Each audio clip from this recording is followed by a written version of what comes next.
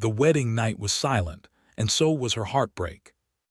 Isabella Hartwell stood in the center of the vast bedchamber at Ravenswood Hall, the heavy ivory silk of her gown still pristine, untouched. Her husband, Alexander Montclair, the Duke of Ravenswood, had not even looked at her as he delivered the words that would define her marriage. "This is a union of duty, not affection. You will be the Duchess in name. You will want for nothing. But do not expect my heart, it is buried with someone else." Then he turned and walked out, his footsteps echoing down the stone corridor until the sound died, leaving only the crackle of the fire and the quiet, shattering realization that she had become a stranger in her own life. She did not cry, not then. She simply stood, a bride of 4 hours, and understood that love would never find her here. The whispers began the next morning. Servants averted their eyes too quickly. The housekeeper, Mrs. Bramble, offered thin-lipped sympathy that felt more like pity. At breakfast, the Duke sat at the opposite end of a table that could seat 40, reading correspondence as though she were a piece of furniture. He was handsome in the way winter was beautiful, all sharp angles, dark hair and gray eyes that held perpetual frost. His voice, when he did speak, was low and measured, never warm. Isabella had arrived at Ravenswood with hope folded carefully in her chest like a pressed flower. She was the daughter of a baron whose estate was crumbling under debt. The Duke had needed an heir, a respectable wife to silence the social pressure after 3 years of widowhood. It was a transaction, she knew that. But she had believed foolishly, desperately, that kindness might grow in the spaces between duty. She was wrong. Days bled into weeks. The Duke spoke to her only when protocol demanded. He never visited her rooms. He never asked about her day, her past, her dreams. When she tried to engage him, to draw out the man beneath the title, he responded with a wall of politeness that left her feeling more alone than outright cruelty could have. The first time she truly broke inside was during a dinner party at the estate of Lord and Lady Whitmore. Isabella wore a gown of deep emerald green, chosen to match the Montclair family crest. She had spent an hour on her hair, another on learning the names of every guest. She wanted to be a credit to him. The room glittered with candlelight and whispered judgments. When Alexander introduced her, his hand barely touched her elbow. He did not look at her. Lady Whitmore, a woman with a smile like a blade, leaned close. "My dear Duchess, how fortunate you are. We all adore Genevieve, of course. It must be so difficult to follow such a perfect rose. But you are pleasant enough, I suppose." The laughter that rippled from her companions was soft, but it cut like glass. Isabella's cheeks burned. She turned instinctively toward Alexander, seeking even the smallest shield of defense. He was already walking away to speak with a group of gentlemen. He had not heard, or he had not cared. She stood alone in a sea of strangers, her gloved hands trembling, and realized she had been waiting for love that would never come. That night in the carriage, the silence was suffocating. He stared out the window, jaw tight. She finally spoke. "You did not defend me." He turned slowly, as if noticing her for the first time. "Defend you from what?" "Lady Whitmore implied I was a poor replacement for your late wife." Everyone heard. His gray eyes flickered, and for a breath she thought she saw something, pain perhaps. Then it was gone, replaced by the familiar cold. "Genevieve is dead. Comparisons are inevitable. You will need to develop a thicker skin, Isabella." "I was not asking for war. I was asking for my husband to stand beside me." "You are the Duchess of Ravenswood. That should be enough." It was not enough. It would never be enough. She looked away and did not speak again for the rest of the ride. Something shifted inside her that night, a quiet, irrevocable change. She stopped waiting. She stopped hoping that he would see her, value her, choose her. The next morning she rose with a new resolve. If she could not have love, she would have purpose. Ravenswood Hall was vast, surrounded by rolling hills and a village that depended on the estate. Isabella had always had a talent for herbal remedies, learned from her grandmother. She discovered the old apothecary garden behind the east wing, overgrown and forgotten for years. She ordered it restored.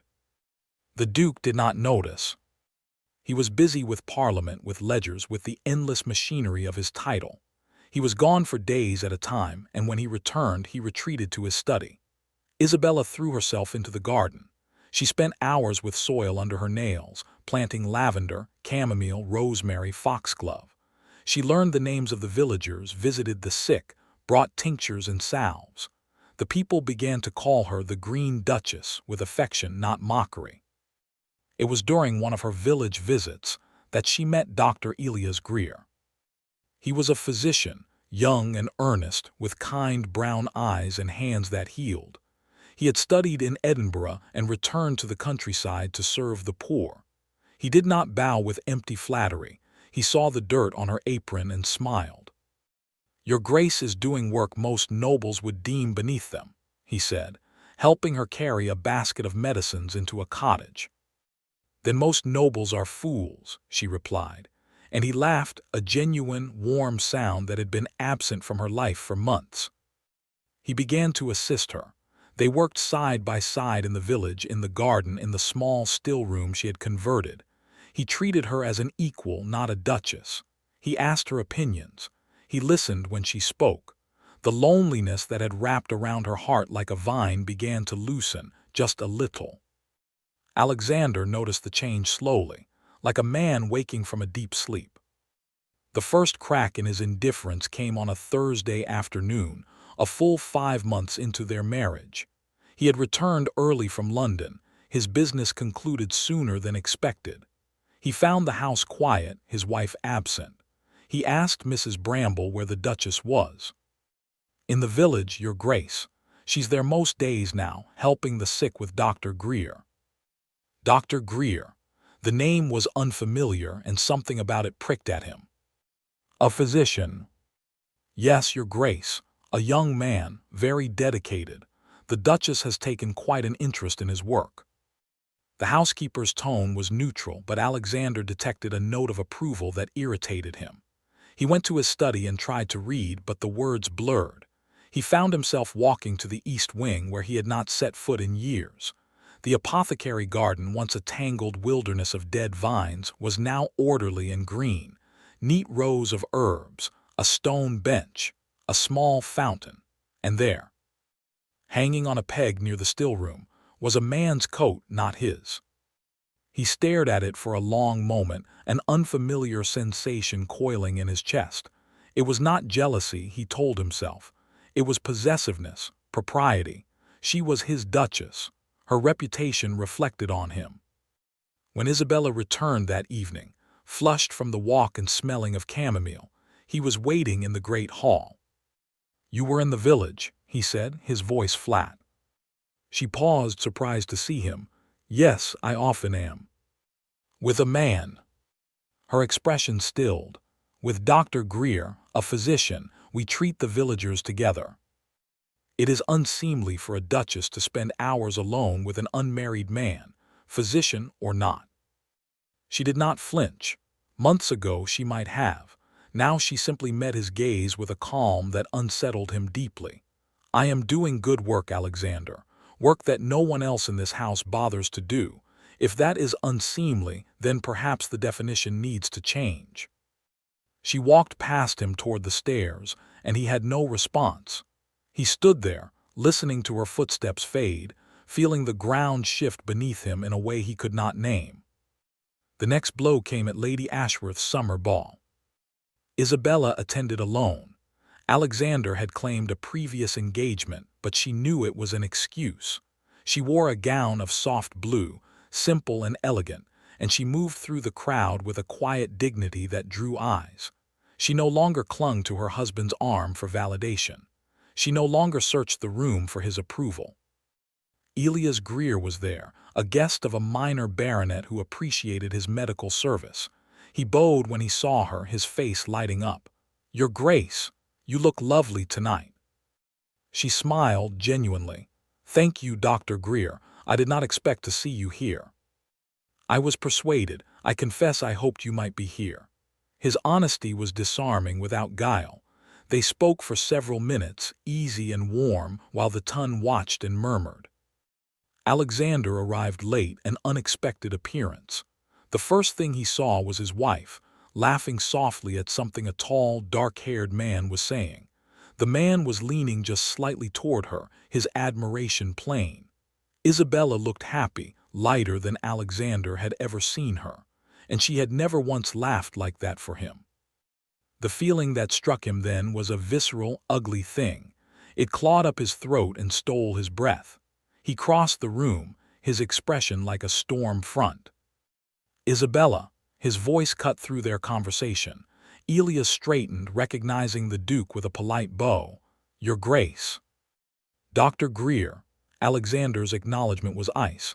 "My wife and I must speak, excuse us." He did not wait for her agreement. He took her elbow, the same elbow he had barely touched months before, and guided her away with a grip that was just short of painful. They stopped in a quiet alcove near the terrace. "What do you think you are doing?" she asked, pulling her arm free. "I should ask you the same. You are my Duchess.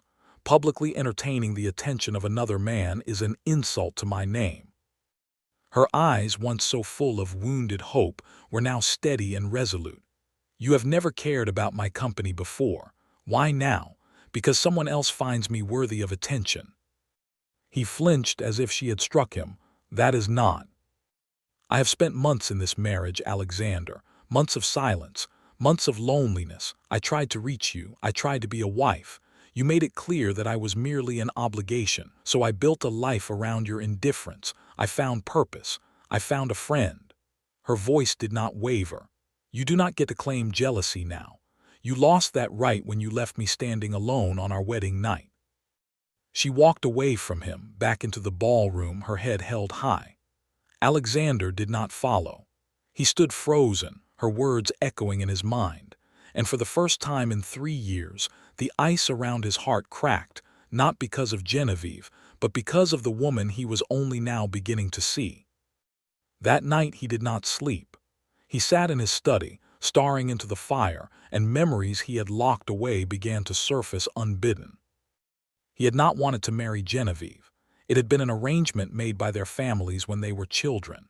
She was beautiful and vivacious, but she loved another, a soldier with no title. Alexander had tried to be a good husband, but their marriage was a battlefield of silent resentments. She had felt trapped. He had felt guilty. The day she died, she had been riding to meet the man she truly loved, fleeing Ravenswood in desperation. Her horse had thrown her on the south slope. The letter she carried, begging her lover to take her away, was found later, crumpled in her pocket. Alexander had burned it without telling anyone, protecting her reputation, burying his own anguish. He had sworn never to cause another woman that kind of pain, so he had walled himself off, believing that emotional distance was mercy. When he married Isabella, he saw the hope in her eyes and felt terror. He could not bear to see that hope die, so he had killed it himself. But now, that hope had died anyway, and it was his fault. The realization was a slow, agonizing poison. The next week brought rain and unexpected tenderness. A fever swept through the village. Isabella worked tirelessly, often from dawn until dusk, with Elias at her side. Alexander watched her go each morning, her face pale with exhaustion and something twisted in his chest. He wanted to stop her, to demand she rest, but he had no ground to stand on. Then she fell ill. It was sudden. She collapsed in the still room, her skin burning, her breath shallow. Mrs. Bramble sent for the Duke in a panic. Alexander found her in her chambers, delirious, whispering about chamomile and lost gardens. Dr. Greer was already there, his expression grim. "It's the same fever that's in the village. She's strong, but she's exhausted. She needs constant care." "I will care for her," Alexander said, and the words came out before he could think. Elias looked at him, surprised, then nodded slowly. "Very well, I'll prepare a tincture." For 3 days Alexander did not leave her side. He bathed her forehead with cool cloths. He held her hand when she cried out in her fever dreams. He spoke to her, his voice low and cracked, saying things he had never said in the light. "I'm sorry. I'm so sorry, Isabella. I was a coward. I thought if I pushed you away I would not hurt you as I hurt her, but I hurt you more. Please, please stay. Don't leave me. I cannot bear to lose another woman. He could not finish the sentence. The truth of it was too raw. On the third night her fever broke. She opened her eyes and saw him slumped in the chair beside her bed, his cravat undone, dark circles under his eyes. He looked nothing like the cold Duke. He looked like a man terrified of loss. "Alexander," her voice was a thread. He jerked awake, reaching for her hand. "I'm here, you're safe." "You stayed." "I never left." She looked at him for a long moment, her eyes searching, and then she turned her face away. "It doesn't change anything. You cannot care for me only when I am dying." The words hit him like a physical blow. He released her hand. I know, but I am asking for the chance to show you, not because I want gratitude, because I was wrong about everything." She did not respond, and he did not push. He simply stayed, ensuring her recovery, and when Elias returned the next day, Alexander did not glare or posture. He thanked him, genuinely, because the man had helped save her, and that was all that mattered. Isabella began to regain her strength. The days grew warmer. Alexander did not press his presence upon her, but he did not retreat either. He began to appear in the garden, awkward and uncertain. He asked about the herbs. He listened as she explained the uses of foxglove and valerian. He did not touch her, but his eyes followed her with a new intensity, a longing he could not hide. One afternoon she found a leather-bound journal on her work table in the still-room. It was old, the pages yellowed. Inside was Genevieve's handwriting. Isabella's heart clenched. She read, expecting to find the words of a beloved wife, a woman deeply mourned. Instead, she found sorrow. Entries filled with loneliness, with love for another, with despair at being trapped in a marriage neither wanted. And then, tucked into the back, a letter in Alexander's hand, never sent, addressed to Genevieve's family. It confessed that he had known about her lover, that he had planned to grant her an annulment so she could be free, that he blamed himself for her death because he had not acted quickly enough. Isabella's hands trembled. She understood now. The coldness had never been about Genevieve's perfection. It had been guilt, a guilt so heavy it had crushed his ability to feel anything else. She found him in the library that evening, staring at nothing. "You loved her enough to let her go," she said softly, holding the journal. He turned, and when he saw what she carried, his face went pale. "You read it." "I did, and I understand now. But Alexander, punishing yourself for years will not bring her back, and it destroyed us." "I destroyed us," he corrected, his voice ragged. "I saw you that first day so hopeful, and I panicked. I thought if I let myself care, I would only bring you the same misery I brought her, so I pushed you away. But every time I saw you smile at that physician, I wanted to tear the world apart. I am a hypocrite and a fool."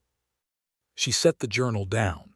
"You are, but you are also the man who stayed by my bedside, the man who is trying even now." "Is it too late?" The question was barely a whisper. Isabella looked at him, this broken, guarded man who had finally learned to feel and felt the stirring of something she thought had died. It was not forgiveness, not yet, but it was the possibility of it. "It is not too late," she said, "but I will not go back to the silence. If we are to have a real marriage, then I need all of you, even the parts that hurt."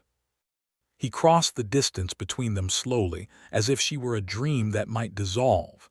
He knelt before her, taking both her hands in his. "I will spend the rest of my life showing you. I do not deserve a second chance, but I am begging for one." She touched his face, the sharp lines softened by grief and hope. "Then we begin again." The harvest festival came a month later, the village green strung with lanterns. The Duke and Duchess walked side by side, not as lord and lady surveying their domain, but as partners. Alexander did not flinch when Elias Greer bowed to Isabella and asked her opinion on a new herbal poultice. He instead thanked the physician for his continued service and offered funding for a proper village infirmary. Isabella watched her husband, saw the effort in every gesture, and felt the wall around her own heart begin to crumble. That night beneath a canopy of stars, Alexander took her hand as they stood on the terrace of Ravenswood Hall. "I have not said it yet," he murmured, "because I did not think I had the right, but I love you, Isabella. I think I have loved you for longer than I understood. I was just too afraid." Tears slipped down her cheeks, but they were not tears of sorrow. "I loved you too late as well, I think, or perhaps we both needed to break before we could heal." He kissed her forehead with a reverence that spoke of forever. "Then let us heal together." And so they did. Not perfectly, not all at once, but with every sunrise, every small kindness, every shared silence that was no longer empty but full. The garden thrived, the village prospered, and the Duke who had been winter learned to be spring. The Duchess who had stopped waiting found that the love she had ceased to hope for had been growing all along, quiet and relentless as the green vines in the apothecary garden. 1 year after the night she stood alone in her wedding gown, Isabella Montclair walked into the great hall, her hand resting on the slight swell of her belly, and saw her husband waiting with a smile that reached his eyes. It was the smile of a man who had almost lost everything and had been given the gift of a new beginning. And she smiled back, her heart full, knowing that even the coldest ground could bloom again if you only tended it with patience, courage, and love. If you enjoyed this story, don't forget to give it a like and subscribe to the channel. Also, let us know in the comments which country you're watching from. Your support means a lot to us. Thank you for watching and see you in the next amazing story.